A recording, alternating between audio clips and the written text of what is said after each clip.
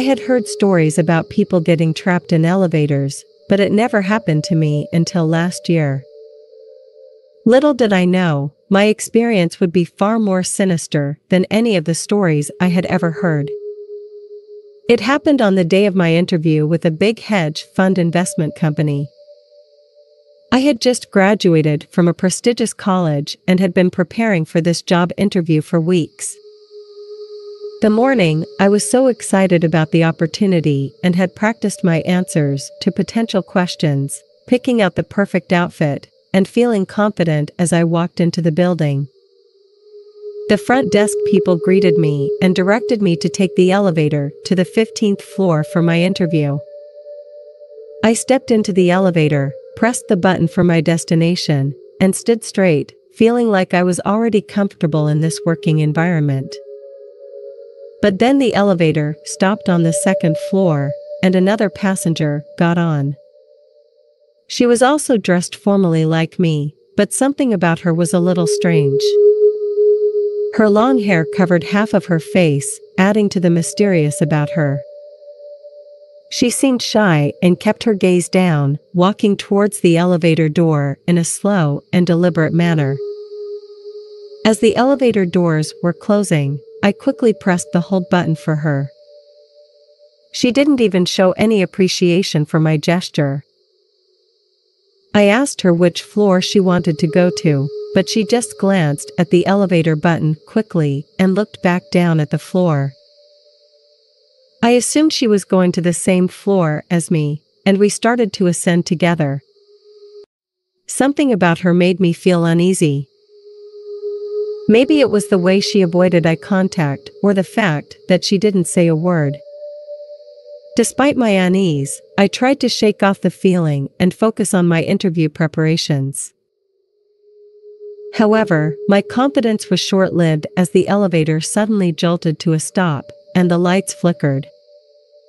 It seemed we were both trapped. At first, I wasn't too worried. I figured it was just a minor malfunction and that the elevator would be back up and running in no time. But as the minutes ticked by, my anxiety started to grow. I stood next to the elevator buttons and keep trying to press the red calling buttons. Hopefully someone can hear us. I looked at the another woman, who was standing in the middle of the elevator. She seemed oddly calm, almost like she was expecting this to happen. I couldn't help but wonder if she had something to do with it. But then again, maybe it was just my imagination running wild. Suddenly, she turned her head towards me, slowly and deliberately, with an eerie clicking sound. As she faced me, I saw her pale face and lifeless eyes, which sent shivers down my spine. Then, without warning, her face twisted into a disturbing smile, and she let out a chilling giggle that echoed through the elevator. Terrified, I crouched down in the corner of the elevator, trying to make myself as small as possible. Her giggles grew louder and more maniacal, making my unease grow. I knew there was something terribly wrong with her.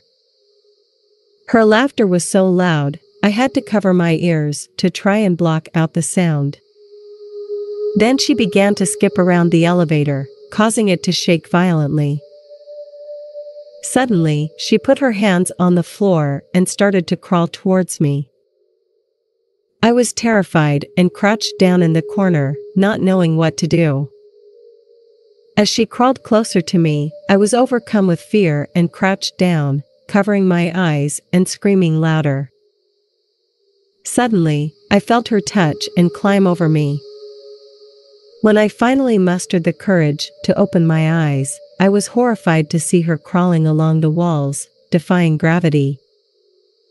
She jumped from one wall to another, then leaped up to the ceiling and down to the floor, her movements erratic and unsettling. I was certain that I had encountered a ghost and feared that this would be the last day of my life. Tears streamed down my face as I thought about how I had hoped for a successful interview and a bright future working for a renowned hedge fund manager. I thought about my family and my heart ached. So overwhelmed with emotion, I couldn't stop myself from crying.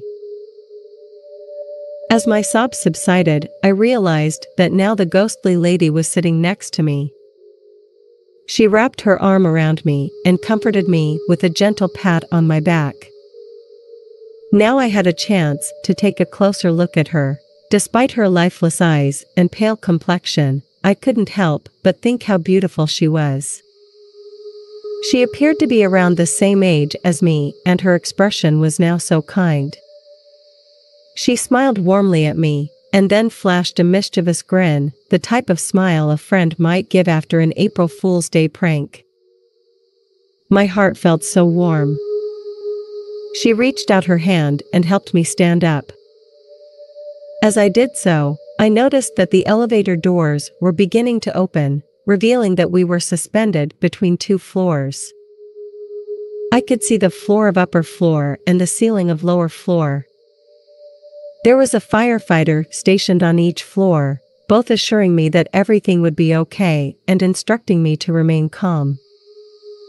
They explained that, for safety reasons, they needed to bring the elevator either up or down to a floor in order to safely remove me. I wiped away my tears and thanked them for their help. However, I suddenly realized that as the firefighters were speaking to me, they seemed to be oblivious to the ghostly lady in the elevator with us.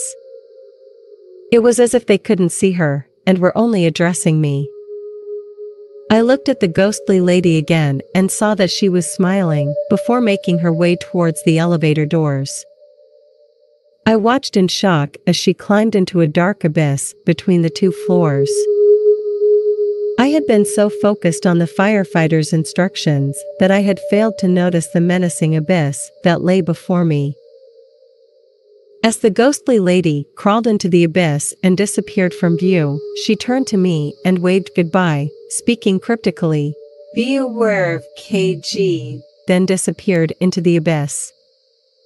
That was my paranormal experience from last year.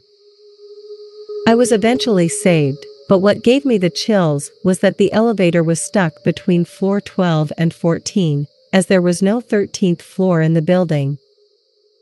The security company apologized to me, as I was stuck in the elevator for almost 2 hours.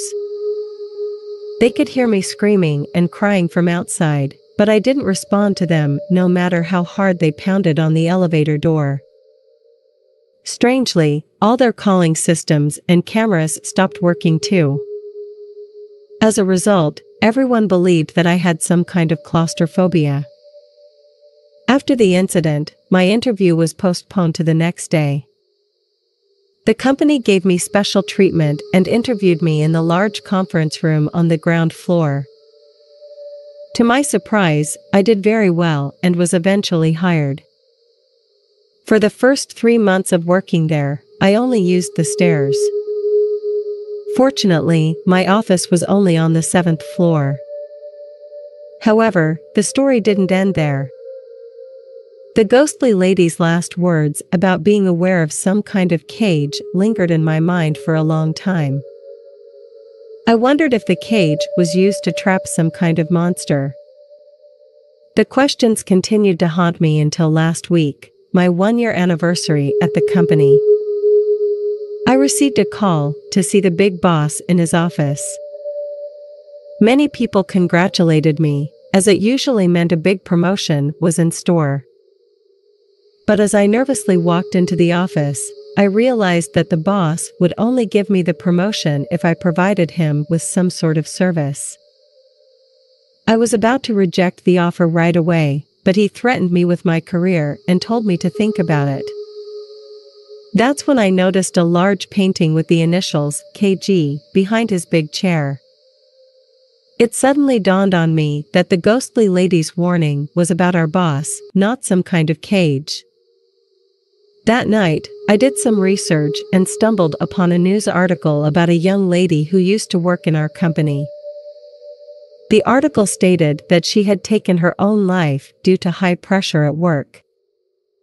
As I looked at her picture, I realized that she was the ghostly lady that I had encountered.